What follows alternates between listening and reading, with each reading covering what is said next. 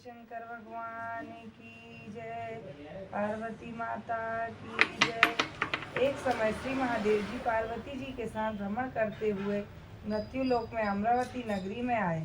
वहाँ राजा ने सुंदर शिव मंदिर बनवाया। शंकर जी वहीं ठहरने लगे। एक दिन पार्वती जी शिव जी से बोली कि नाथ आओ आज चौसर खेलें। खेल प्रारंभ हुआ। उसी समय पुजारी जी पूजा करने को आए। पार्वती जी ने पूछा कि जी पुजारी जी बताइए जीत किसकी होगी। वह बोले शंकर जी की, और अंत में जीत पार्वती जी की हुई।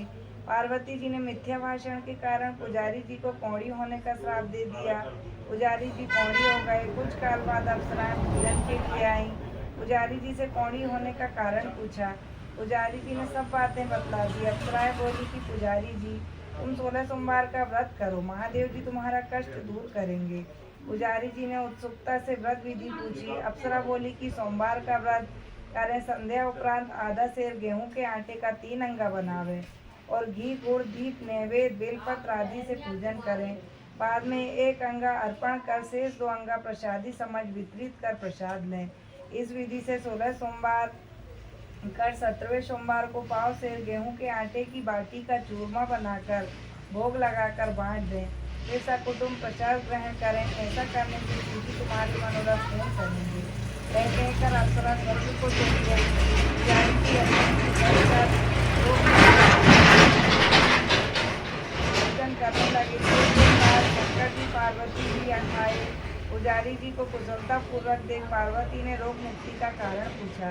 पुजारी जी के कथानुसार पार्वती ने व्रत किया। फलस्वरूप अप्रसन्न कार्तिकेय जी माता के आज्ञाकारी हुए। कार्तिकेय जी ने भी पार्वती जी से पूछा कि क्या कारण है, मेरा मन आपके चरणों में लगा है। पार्वती ने भी वही व्रत बतलाया। कार्तिकेय ने भी व्रत किया। फलस्वरूप बिछड़ा हुआ मित्र मिला। उसने भी कारण पूछा। बताने पर विवाह की इच्छा से यथाविधि व्रत किया। फलता वह विदेश गया। वहाँ राजा की कन्या का स्वयंवर था। राजा का प्रण था कि हथनी जिसको माला पहनाएगी मैं उसी के साथ पुत्री का विवाह होगा। वह ब्राह्मण भी स्वयंवर देखने की इच्छा से एक और जा बैठा। हथनी ने माला इसी पंडित को पहनाई। धूमधाम से विवाह हुआ। तत्पश्चात दोनों सुख से रहने लगे। एक दिन राजकन्या ने पूछा कि नाथ आपने कौन सा पुण्य किया था जिससे राजकुमारों को छोड़ हथनी ने आपका वरण किया। ब्राह्मण ने 16 सोमवार का व्रत सविधि बताया। राजकन्या ने सत्पुत्र प्राप्ति के लिए व्रत किया और सर्वगुण संपन्न पुत्र प्राप्त किया। बड़ा होने पर पुत्र ने पूछा कि माता जी किस पुण्य से मेरी प्राप्ति आपको हुई है। राजकन्या ने सविधि 16 सोमवार का व्रत बतलाया और पुत्र राजकामना से व्रत करने लगा। उसी समय राजा को दूतों ने आकर राजकन्या के लिए वरण किया।